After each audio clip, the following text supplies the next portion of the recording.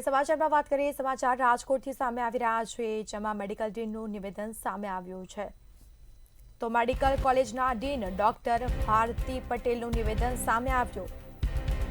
Letter viral થતા તપાસ શરૂ કરવામાં આવી છે તેવું જણાવ્યું છે તેઓએ, જેમાં તપાસ કમિટી બનાવીને તપાસ કરવામાં આવશે।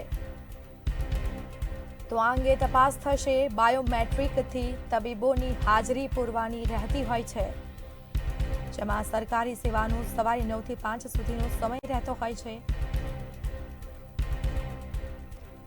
આ મેડિકલ ડીનનું નિવેદન સામે આવ્યું છે। સીએમ સેતુમાં તબીબો હોય તેમને હાજર રહેવાનું હોય છે, જેમાં સરકારી પ્રેક્ટિસના સમયે ખાનગી હોસ્પિટલમાં પ્રેક્ટિસ કરી શકે નહીં।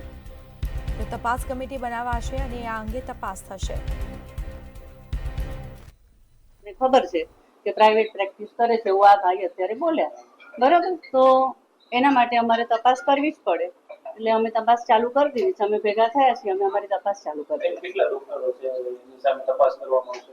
તમે જે ઉલ્લેખ કર્યો છે એટલા જ ડોક્ટર તમે લખેલા છે ઓલરેડી પેપરમાં, તમે આવેલું છે એ ડોક્ટરો સામે અમે તપાસ કરશું। નિયમ શું રહેતો છે સામાન્ય રીતે? કોઈ પણ તબીબ અહીંયા અભ્યાસ પૂર્ણ કરે પછી કેટલા સમય માટે એમને સરકારી હોસ્પિટલમાં પ્રેક્ટિસ કરવાની રહેતી હોય છે?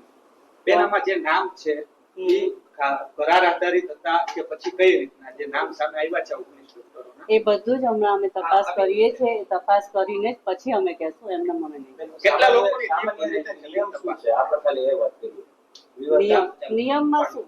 નિયમ જે ડોક્ટરો પાસ આઉટ થાય એને એક વર્ષની એસઆરસી હોય છે, અને પછી ગવર્મેન્ટ આસિસ્ટન્ટ પ્રોફેસર તરીકે નિમણૂક આપે છે। આ બધા લોકો છે જેના નામ અથવા જેની યાદી બહાર આવી છે, એ સરકારી હોસ્પિટલના તબીબો છે, મેડિકલના તબીબો છે, એ બંને બાજુ